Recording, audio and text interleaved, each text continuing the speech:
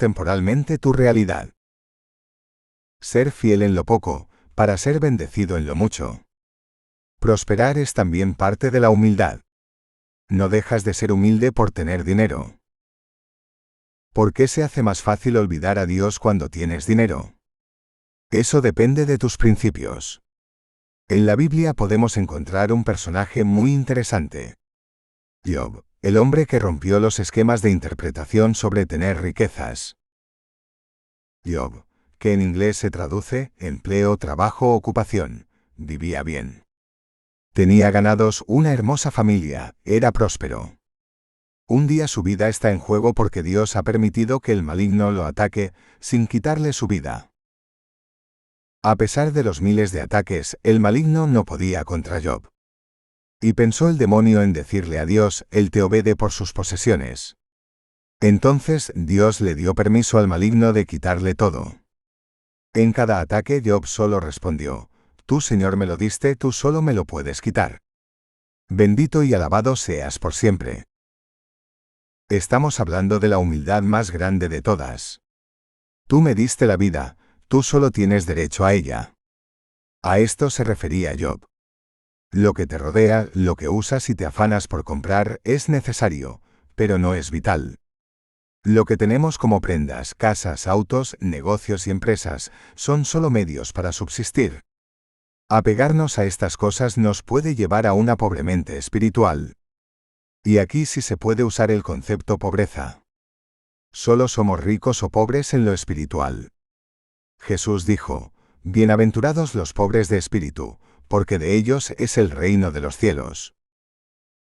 Después de los ataques y la forma sabia en que Job soportó cada uno, Dios recompensó con el doble de bienes a su hijo, por su fidelidad a su grandeza. Ser humilde actualmente representa toda una ardua tarea para quienes viven aferrados a lo que poseen. Ellos no poseen las cosas materiales los poseen a ellos. Tú puedes tener una vida digna, con casas y autos, viajar por el mundo, gastar todo el dinero por el que has trabajado en lo que tú quieras. Ser feliz y darte una buena vida sin perder la salud, ayudando a otros a conseguir lo que tú lograste, siendo generoso con todo lo que recibiste, eso es también ser humilde. La humildad no es solo para los de una clase en especial. Dios no ve tu apariencia, sino tu corazón. La humildad es recordar que hemos venido sin nada, y nos iremos de igual manera a menos que atesoremos los bienes eternos en el cielo. ¿Cuáles son esos bienes eternos? Dice la Biblia, que por un solo vaso de agua que dé al que te habla de Dios, esa persona no quedará sin recompensa.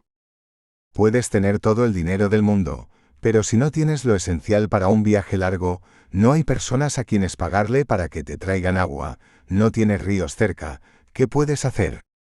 Ahora bien, puedes ganarte el cielo con todo el dinero que has acumulado. La Biblia habla también de un hombre llamado Lázaro, que mendigaba un pedazo de pan diariamente. Había un hombre financieramente cómodo que lo veía tirado y no le daba ninguna compasión. Muy a pesar de todo lo que tenía guardado en sus graneros. O sea, hemos visto dos hombres que poseen dinero, y cómo al final de sus días, cada uno le tiene intenciones diferentes. Job, por su parte, tenía compasión, no estaba aferrado a sus posesiones, trabajaba por vivir bien sin olvidar vivir por Dios. Y al otro lado de la cortina, está un hombre que tiene menos de lo que poseía Job y aún así se hacía llamar pudiente. Pero, no tenía corazón para aliviar por lo menos un poco el hambre que tenía Lázaro. Creo que todos conocemos el final del hombre que pudo haber hecho algo al respecto por ese hombre llamado Lázaro. Se fue al infierno.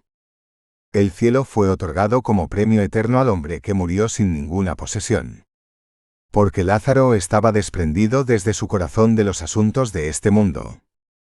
Su esperanza era el cielo y lo consiguió. La mayor riqueza se encuentra en las buenas obras que hagamos aquí en la tierra con eso que se nos permite tener. A veces es muy vergonzoso que alguien que presumió de tener mucho dinero, termine con una enfermedad incurable.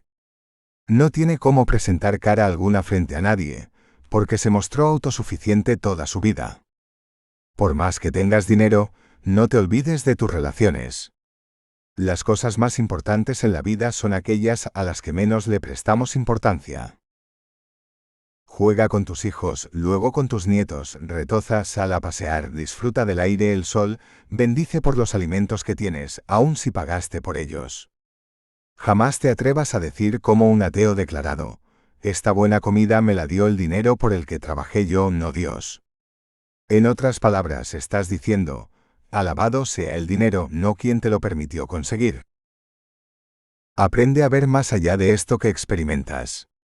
Piensas vagar en la nada de un infierno que nunca pensaste que existía. Incluso, si fuera un cuento barato, yo no me arriesgaría. El cielo, en cambio, se puede alcanzar con un corazón desprendido y humilde.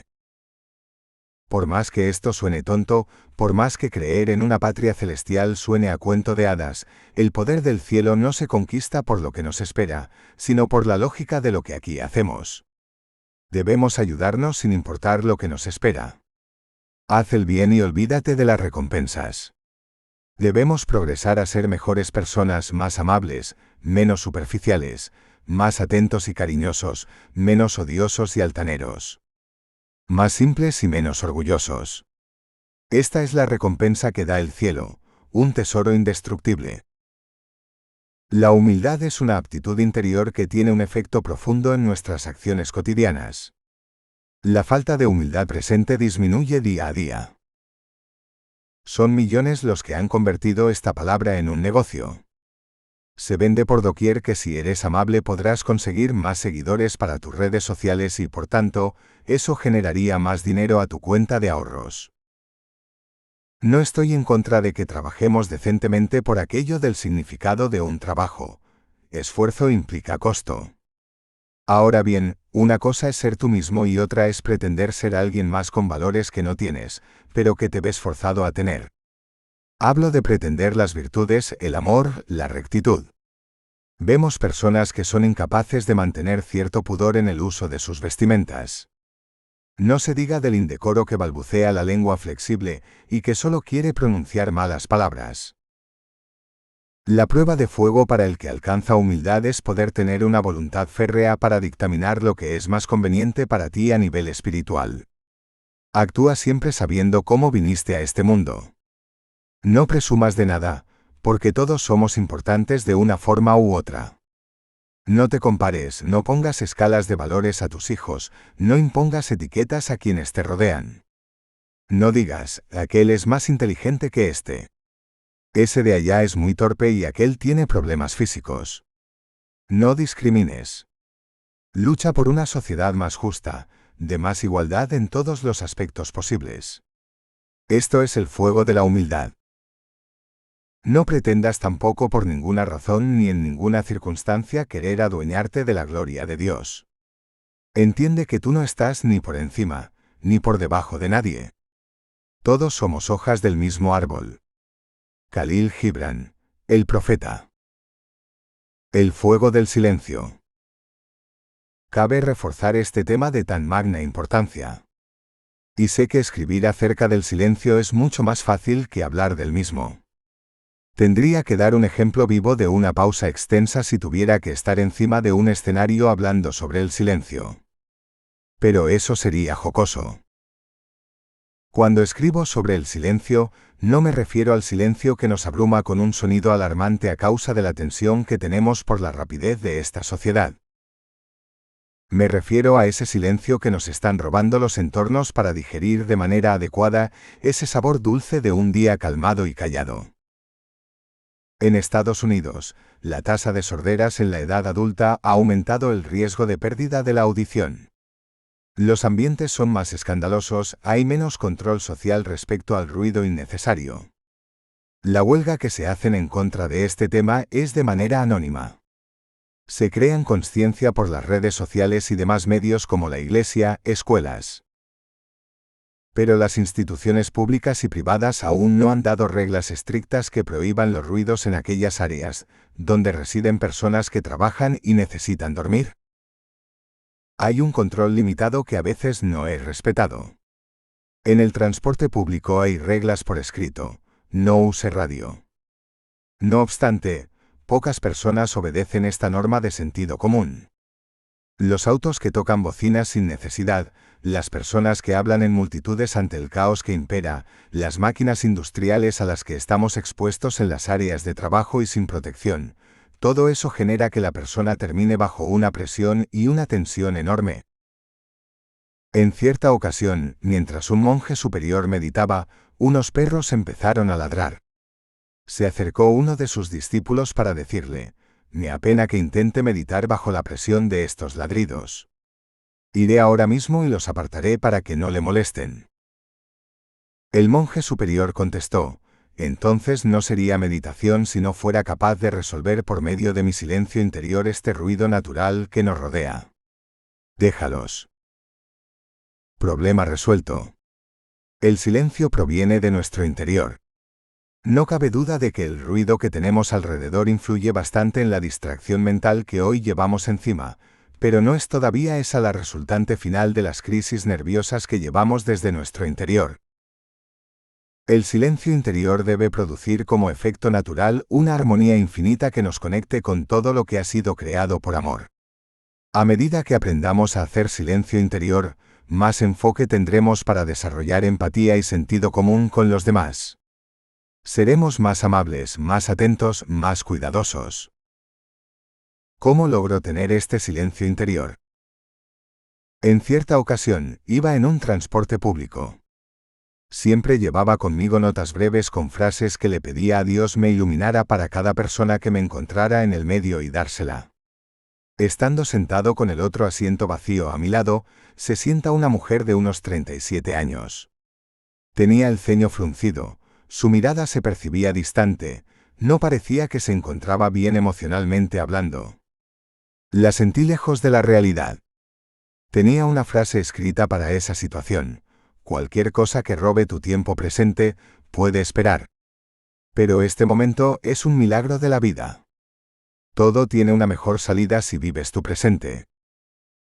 Al ver aquella frase, su expresión completa en su rostro se modificó a una mirada de sorpresa. Se veía como si hubiese encontrado el tesoro que se le había perdido. Tenía la sensación de estar en medio de una batalla de pensamientos y palabras encontradas en su mente. Tenía ese ruido interior que muchos de nosotros llevamos a diario. Ella me miró y confesó lo que pensaba. Alguien le había dicho que su esposo estaba con otra mujer. Estaba en la universidad queriendo salir adelante por sus hijas y cuando escuchó aquella noticia, se puso loca. Se imaginó a su esposo con una mujer bonita, dando vueltas en la cama. Pensó en lo que ella había hecho mal. ¿Qué fue lo que sucedió con su relación? En fin, estaba en este trance de locura, hasta que mi frase la despertó. Le dije: ¿ya escuchó que el radio tiene una buena música? Hay gente alrededor luchando por un bienestar mejor, pero lo hacen día a día. Cada cosa a su tiempo. Si piensa en lo que debe decirle a su marido cuando llegue a su casa, se pondrá mucho más nerviosa y tensa. Asimismo, como se sienta en este minuto, así se sentirá después. Los resultados serán peores de lo que ya están. La tranquilicé dándole un giro a la historia. Le dije que todo estará bien. Que ella no podía perderse de ese momento por algo o alguien que no estaba presente allí. El amor a los demás empieza con uno mismo. Por eso hay demasiado odio, porque nos aborrecemos tanto que nos salimos de esta realidad para viajar por el pasado o el futuro que son inciertos. No sé cómo habrá terminado aquella mujer después de ese instante. Me dio las gracias. Cuando iba a descender del bus, una señora que iba a su lado para bajar también pensó que el bus se había detenido y bajó con toda su calma poniendo los pies en el suelo con el vehículo en movimiento. Cayó rodando por el pavimento haciéndose daño. La mujer que había hablado conmigo se fijó en lo importante que era caminar conscientes de este presente. Esa que se cayó estaba en otro lugar mientras bajaba de un vehículo en movimiento. Y nos pasa a todos. Gritamos por cualquier cosa, nos comportamos sin educación ni cuidado por quienes nos rodean a causa del exceso de ruido que hay en nuestro interior. Estamos navegando por un mar de guerra. Los cañones de otros tiempos nos aturden la cabeza y las emociones. Estallamos como si solo nos hiciera falta rozarnos un poco para empezar a gritar. Hay terapias que ayudan a desahogar los ruidos internos pidiéndole al cliente que haga ruidos con rabia para que al exteriorizarlos pueda ver con claridad la magnitud de su problema interno. Los ejercicios de silencio están por doquier. Toma tiempo poderlos acatar como hábitos, pero se puede lograr. En la historia de la Iglesia Católica, hay más de miles de casos de personas que se tomaban muy en serio esto del silencio. Tanto así que, hubo personas que se ponían una piedra en la boca para controlar su tanto hablar. Y no queremos llegar hasta ese punto. Hagamos ejercicio de silencio una vez por mes, luego por semanas y después por día. Nuestro comportamiento, enfoque, calma y control de los asuntos presentes tendrán un sentido enriquecedor a partir de esto.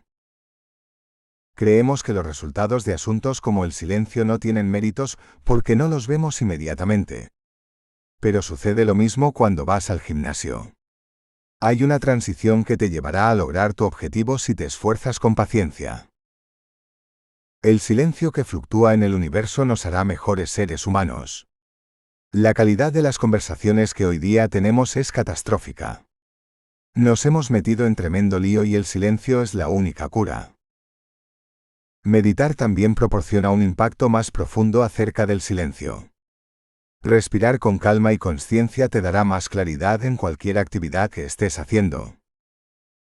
Si algo que nos hace falta poder lograr en nuestras vidas es saber hablar con respeto, amor, calidez, significado y atención. El silencio procura que todo eso sea posible. Despierta este fuego en tu vida para que la mitad de las crisis que tenías y que provenían de ti mismo sean convertidas en serenidad. Aliméntate con más pausas, habla con calma, no te dejes dominar por situaciones descontroladas. Procura tener un juicio crítico ante cualquier adversidad. El silencio empieza con la práctica. Cadena de la incertidumbre. En nuestro diario vivir, las razones por las que cometemos tantos fallos, errores, pecados, tantas adicciones, es porque hemos convencido nuestro cerebro de que es mucho más fácil dudar que creer. La incertidumbre no es más que lo opuesto a la seguridad o a la fe. Cuando no puedes tener la determinación para conseguir lograr algo que te propones, es porque la incertidumbre se ha apoderado de ti. Puedes tener suficiente seguridad en que no conseguirás lo que quieres porque te aferraste a la incertidumbre. Las frases más comunes a estas son, no podré lograrlo. Eso no funcionará nunca. Es demasiado por hacer. Mejor dejarlo así como está. Eso no se puede arreglar. Todo es difícil. No se puede hacer nada bien. Nada saldrá como lo planeamos. Esto es la verdad. En el 95% de los casos, todo lo que pensaste y planeaste que saldría de una manera, sale de otra. No te puedes aferrar al modo en que terminarás tus planes cada día, pero si puedes resolverlos, habrás conseguido tu objetivo. El sentimiento y la emoción que acompañan a la incertidumbre pueden arropar el alma de una persona hasta dejarla quebrantada, indispuesta, inaccesible, apática, atormentada y sin ánimos para afrontar los avatares cotidianos. Lo contrario a la incertidumbre es la esperanza, la determinación, la fe, la confianza, la voluntad firme, la seguridad, el valor, el atreverse, siempre que su objetivo sea agradable a Dios. Por causa de la incertidumbre, están atascados en sus decisiones más de 1 millón de jóvenes sobre lo que desearían estudiar.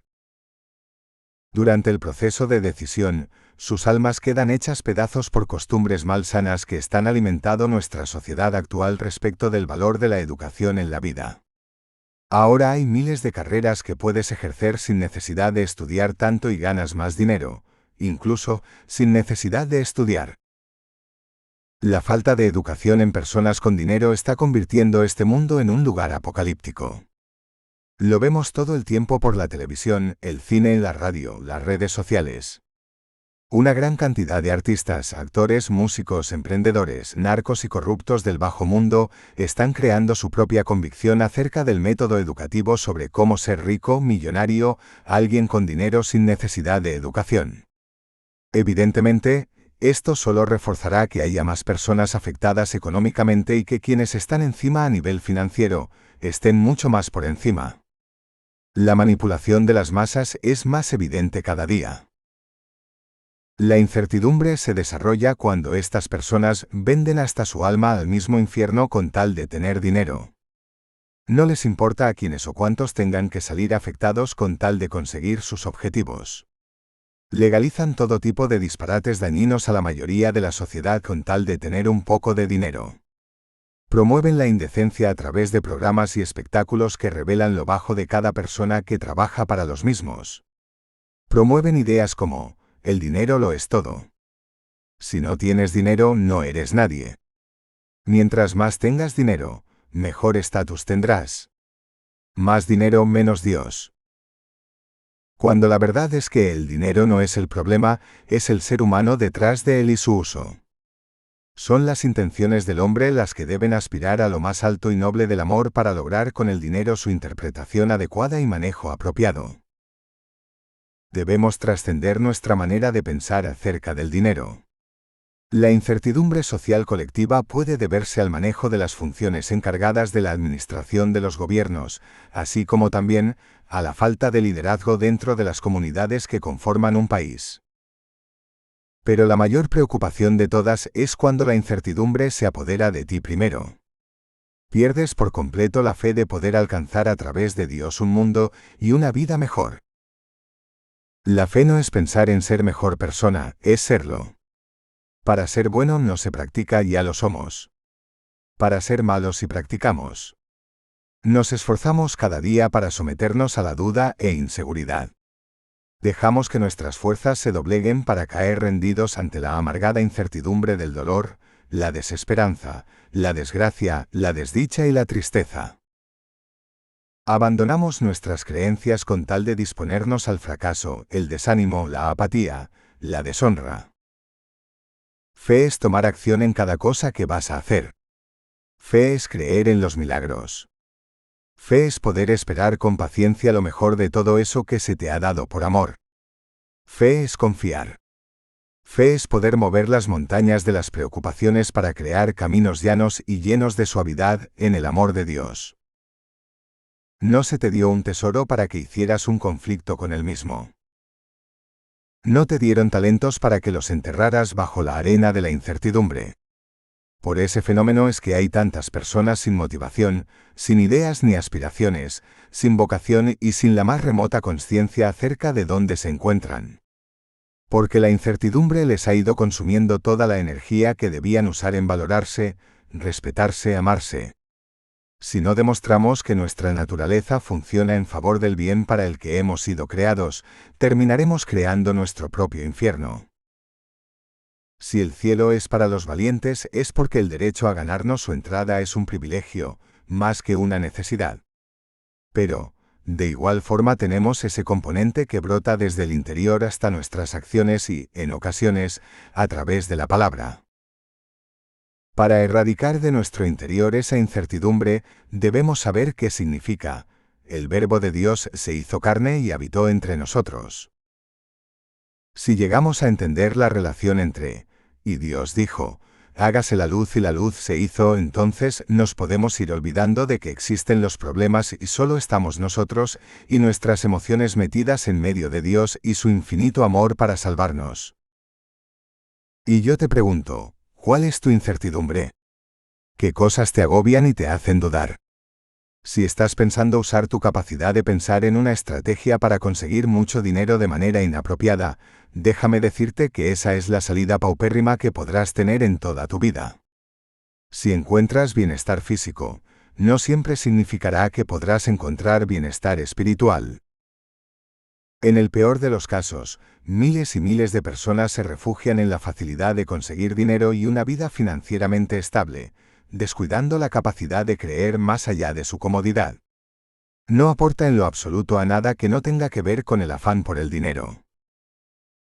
La incertidumbre empieza a construir sus muros en el corazón y las cadenas del infierno van saliendo para amarrarte los brazos contra esos muros que tú mismo construiste.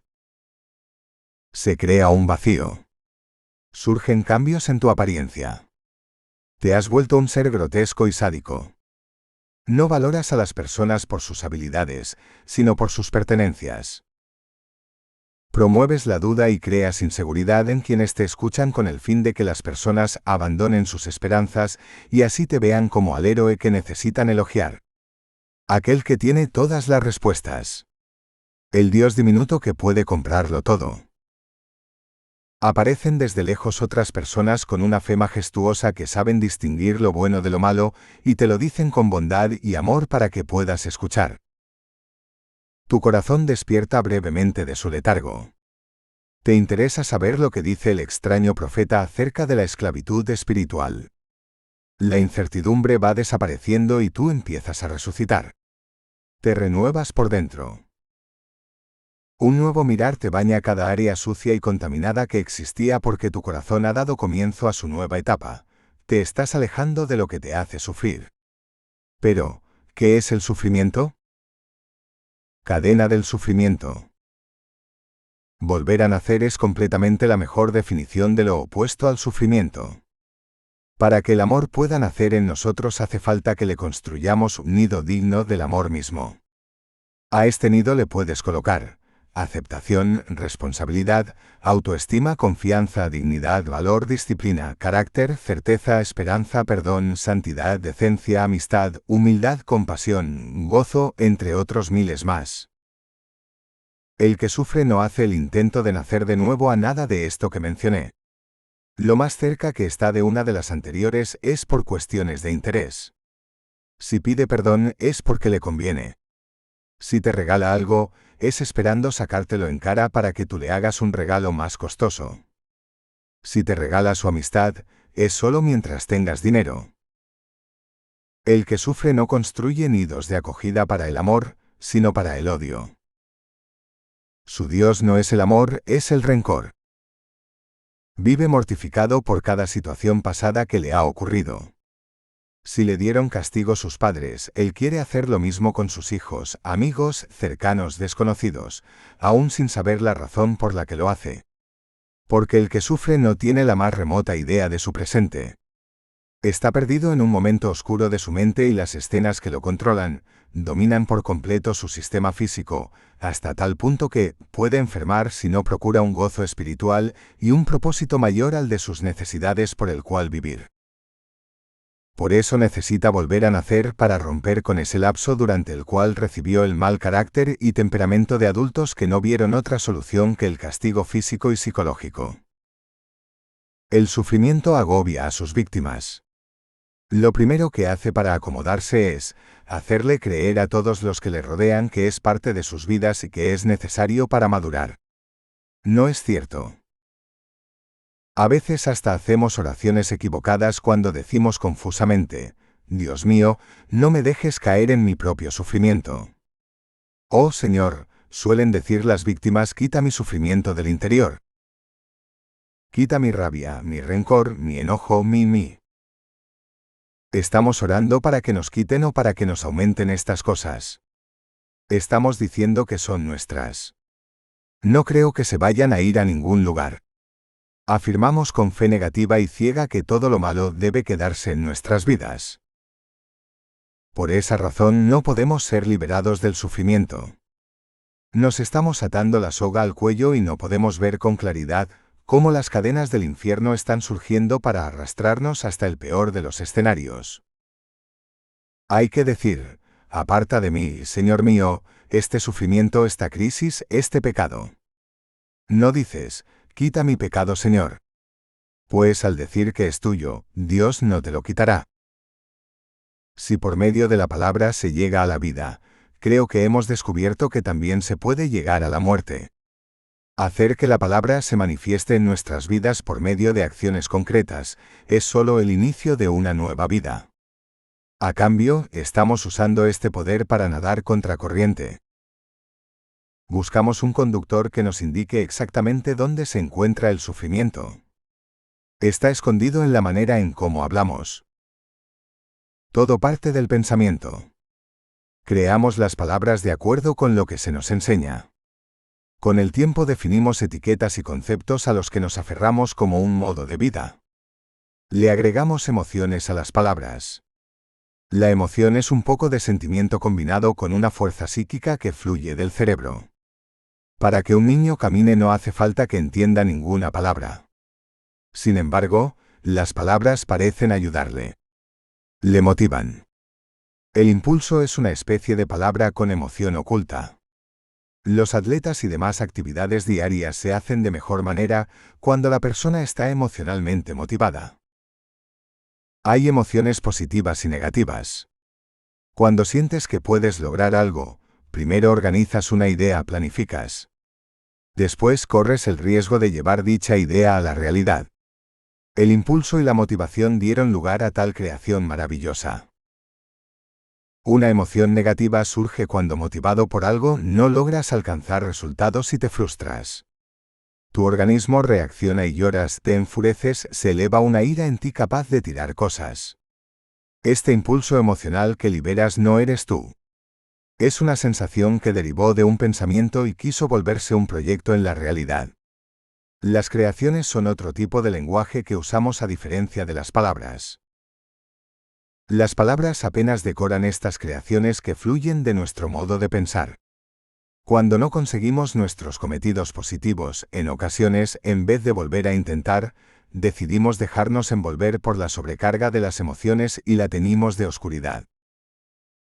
Ya ciegos, no podemos reconocer a nadie. Maltratamos y herimos a quienes nos rodean sin el más mínimo remordimiento, solo porque así nos sentimos. De estos estadios internos es de donde surge la burla y otros tipos de maltratos entre nosotros. Esto es lo que se llama sufrir, vivir lejos de la realidad que nos impulsa a ser mejores con quienes nos rodean.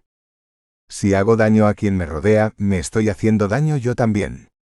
No tengo una conciencia clara que me ayude a definirme, mucho menos puedo esperar reconocer a los demás. La cadena del sufrimiento está latente en personas que se confiaron demasiado de sus emociones. Hubo un momento en que pensaron, esta chica me va a querer después que le regale estas rosas. Llegan al encuentro y la chica solo quiere ser su amigo. Una furia se desencadena y la virtud de saber esperar le hacen caer presa del infierno. Conozco hombres y mujeres que han sufrido a causa de ilusiones que se hicieron ante ciertas propuestas amorosas, de trabajo, de estudio, financieras. Cometemos altibajos constantemente. Algunos no tan serios hacen que tu capacidad de enojo no supere los 100 grados. En otros casos, cuando cometes errores financieros, las consecuencias son fatales. Le confiaste dinero a alguien que prometió devolvértelo. No lo hizo. Tu nivel de adrenalina se eleva. Tus emociones no son positivas. Pensamientos de muerte sacuden tu cabeza y no le encuentras una salida razonable y calmada a dicha situación. Te ves metido en un delito por causa de una emoción que no pudiste controlar. La solución estaba en calmarte, pensar en una solución. Tu capacidad de pensar es mucho más clara a medida que te dispones a la calma y esclareces tu mente. El sufrimiento baña de oscuridad tu alma y de sangre tu realidad. Sea que ejecutes una acción o la comentes por medio de la palabra, si estás actuando debido al sufrimiento, siempre vas a perder más de la mitad de ti, de quién eres realmente, de la esencia vital que vive en ti como hijo de Dios. Eres su imagen y cada vez que accedes al sufrimiento, eliminas una parte de ti cada día, de ese regalo hermoso que eres y de esta vida que se nos prestó brevemente para hacer lo correcto y con amor. Sufrir no es padecer una enfermedad. Eso puede resultar en un propósito divino o necesario. Saber la causa es incierta hasta que llegas a ver cosas que ocurren muy extrañas y que te favorecen de una forma u otra. Hay quienes están enfermos y dan gracias a Dios que al menos siguen respirando. El dolor emocional no es malo hasta cierto punto de interpretación. Se te fue un ser querido hacia la otra vida, no espero que te haga gracia el suceso. A lo menos espero que extrañes su persona, su carisma y sus virtudes. Esto es lo que lloramos cuando alguien parte a la casa del Padre. Yo no lloro por el muerto, yo lloro por la dicha de haber conocido a tan gran ser humano. Si la persona fue un delincuente, ofrezca una oración por su alma. El límite de la misericordia no se conoce todavía. No haga conjeturas sobre si se condena o no. A lo mejor, quien se condena es usted por juicioso. Deje que Dios baje su martillo sagrado y dicte su sentencia. Deje de ser el juez. Viva con bondad lo más que pueda. Ayude todo lo que pueda.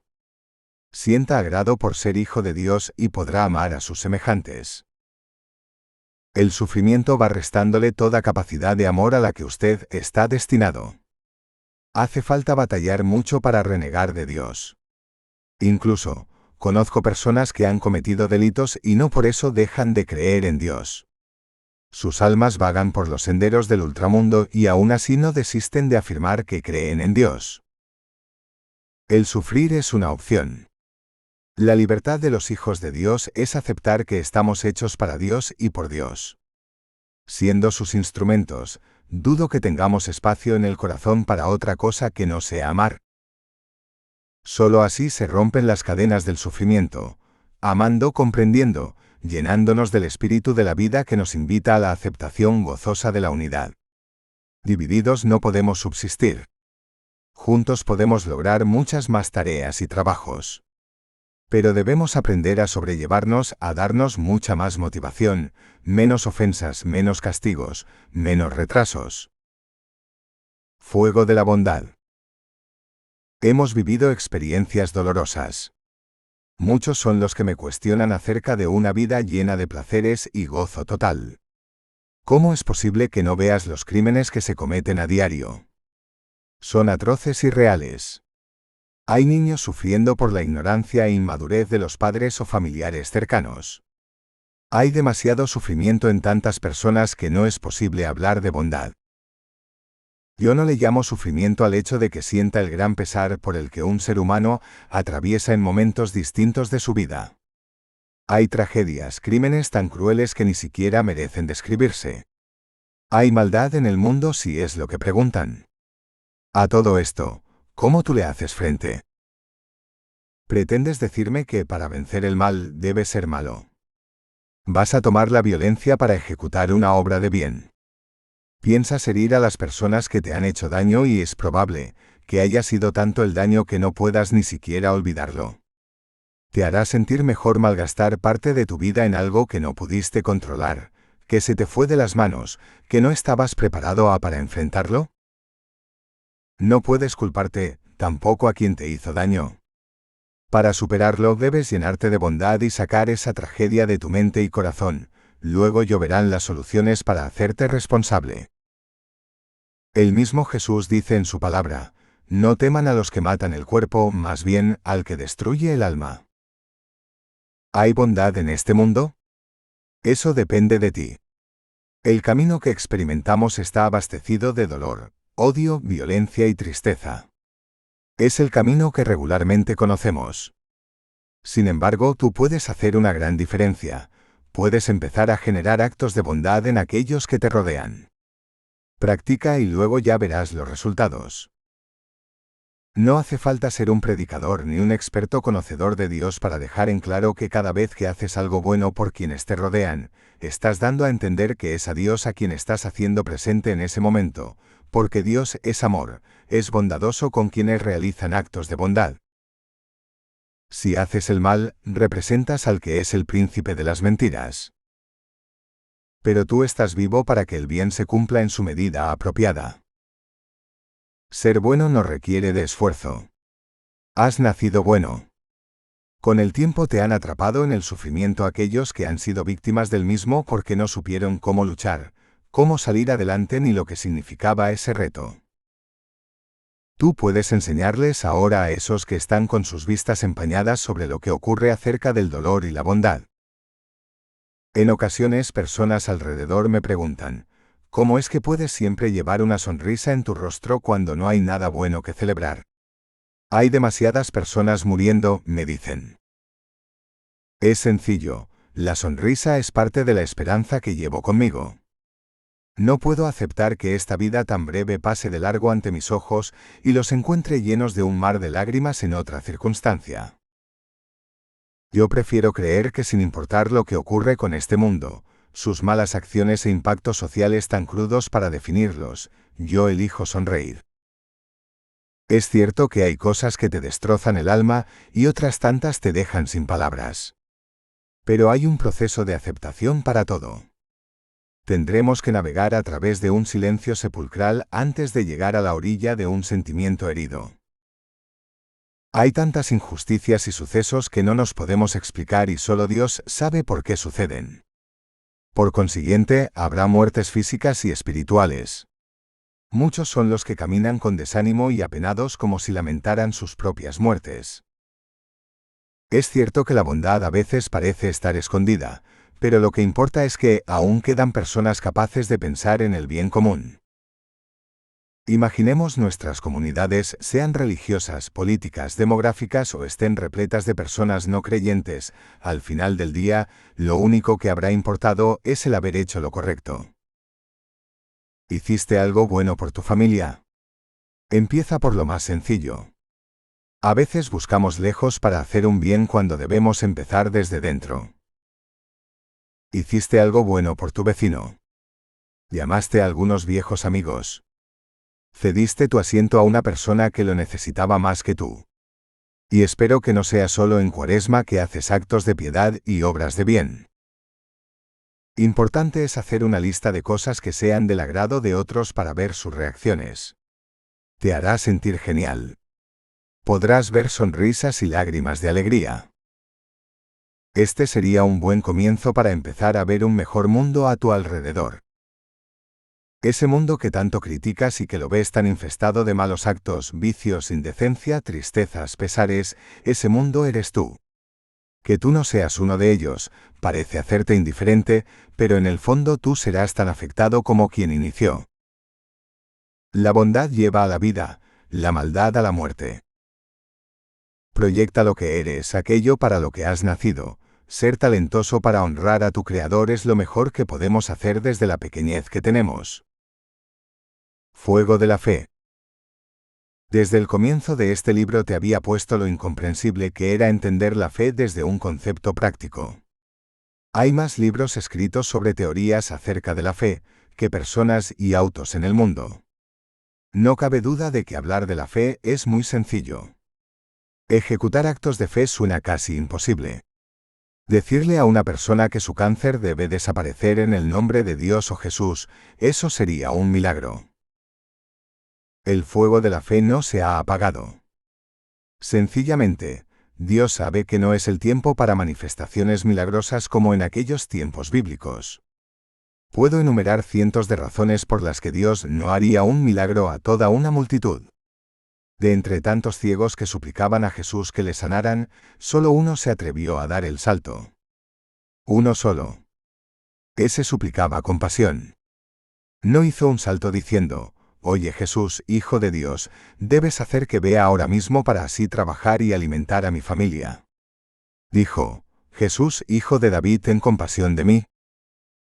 Lo que más me causa impacto es que, en todos los textos acerca de la fe que tenían estas personas que se aproximaban a Jesús era, que todos ellos se atrevían a ir más allá con tal de que el amor los alcanzara a través de la sanación. Un hombre inválido al que 4 hombres bajaron por un tejado. Una mujer con hemorragia que irrumpió entre la multitud para al menos tocar el manto de Jesús, porque así pensaba que se sanaría. En mi opinión, hay varias interpretaciones acerca de la fe. Pensemos en el apóstol Pedro, un pescador experimentado junto a otros apóstoles que estaban con él. Tiraban sus redes y no pescaban nada. Toda la noche, entre cansancio y trasnoche, ni un solo pescado. Llega Jesús, les dice que le dejen subir y que vayan a pescar. Pedro no tiene fe y se muestra reacio ante la sugerencia inexperta de Jesús: «Hemos pescado toda la noche y nada conseguimos». En otras palabras, yo tengo experiencia en esto, tú eres un carpintero de Belén y así no funcionan las cosas. Con un poco más de insistencia, Pedro accede a volver a tirar las redes. ¿Qué fe demostró Pedro al regresar a tirar las redes? Que a pesar de su cansancio, sin importar si ya estaba exhausto y quería irse a su casa con su esposa, a lo mejor decepcionado por no haber pescado nada, decidió darle una oportunidad a la sugerencia de Jesús. Redujo su orgullo y decidió dar su último respiro.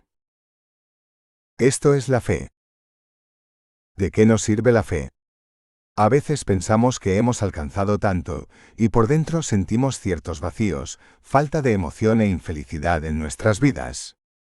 Creemos saber demasiado y hasta el conocimiento nos ha vuelto insensible a los milagros. Actuamos como expertos profesionales que podemos ganarnos la vida, el dinero, sin necesidad de nada más. Descuidamos la capacidad de disfrutar de lo sencillo, de aprender más y de lanzarnos más allá del cansancio que tenemos para generar milagros en nuestras vidas. Creemos haber llegado hasta el límite cuando apenas estamos comenzando. Fe es ir más allá de tus límites, pero para bien. Confiar, vivir, disfrutar la tarea que nos ha tocado, ser felices. Pedro era un hombre tosco, preguntón, inquieto. También era una persona que nadie podía decirle lo que tenía que hacer. Era un capitán bravucón, serio y que no disfrutaba de ningún chiste. En tan solo una noche, con una pesca milagrosa, todo lo que pensaba que sabía se ve tronchado por la intervención de Jesús. ¿Qué seré desde ahora si sigo a este hombre?